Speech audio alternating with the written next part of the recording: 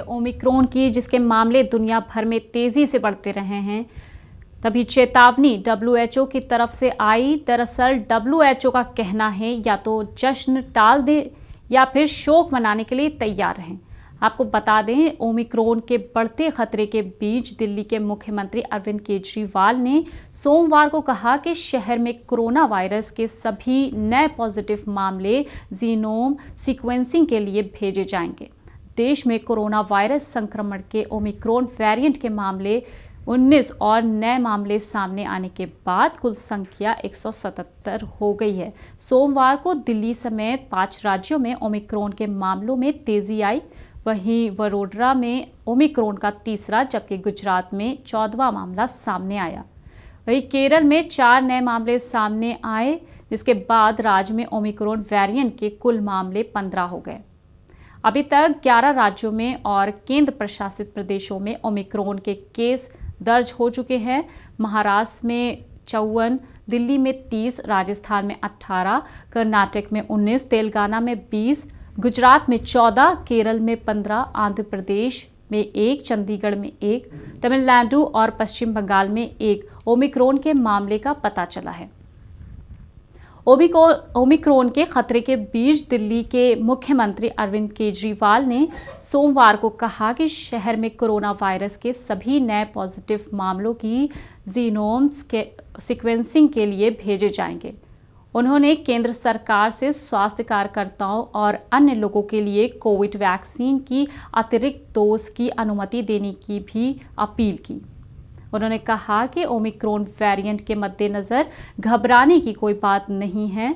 केजरीवाल ने press conference में कहा, बता दें पिछले कुछ दिनों में शहर में कोविड-19 के मामले बढ़ते जा रहे हैं, जो रविवार को ये आंकड़ा 100 के पार हो गया।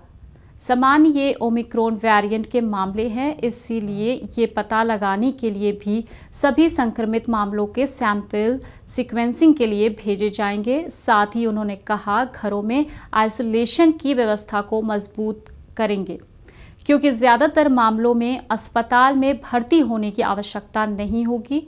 बता दें कि देश के 5 राज्यों में अगले साल की शुरुआत में विधानसभा चुनाव हैं। एक तरफ चुनाव का माहौल है तो दूसरी तरफ ओमिक्रॉन की आफत। चुनाव के बीच कोरोना के इस नए वेरिएंट की दस्तक ने सरकार को टेंशन में ला दिया है, तो वहीं लोगों की लापरवाही कम होने का नाम नहीं ले रही है। इतना ही नहीं, यूपी के रामपुर में तो विदेश से लौटे 98 यात्री लापता। रामपुर स्वास्थ्य विभाग ने इन यात्रियों को इंटेलिजेंस की मदद से ढूंढने में लगा है। ऐसे बिल्कुल भी नहीं है कि उत्तर प्रदेश में चुनाव होने हैं, इसीलिए यहाँ पर ज़्यादा लापरवाही हो रही है।